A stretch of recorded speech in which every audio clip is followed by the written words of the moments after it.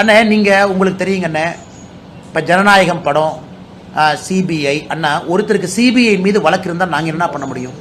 CBI வழக்கு வேணும்னு கேட்டது யாருங்கண்ணா? சிபிஐ வழக்கு வேணும்னு கேட்டது தமிழக வெற்றி கழகம்.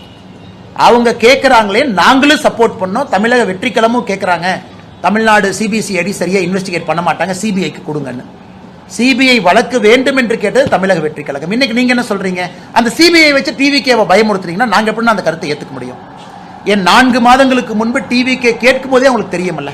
அதனால அவர்களுக்கும் அந்த நம்பிக்கை, சிபிஐ பொறுத்தவரை இண்டிபெண்டன்ட் ஏஜென்சி அவங்க கேட்டிருக்கிறாங்க, அது இண்டிபெண்டன்ட் ஏஜென்சியா இருக்கட்டும். ஜனநாயகத்தை பொறுத்தவரை இன்னைக்கு விஜயே கருத்து சொல்ல, நான் என்ன கருத்து சொல்றேன் சொல்லுங்க.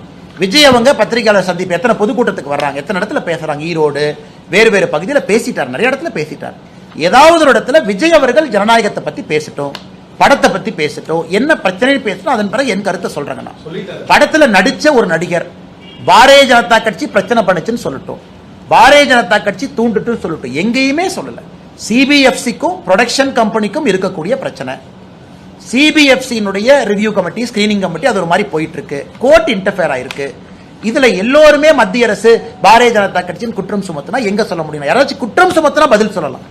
எங்களை யாருமே குற்றம் சுமத்தாத பொழுது, எங்களை குற்றம் சுமத்துறது யாரு? திமுக. ஆச்சரியம்,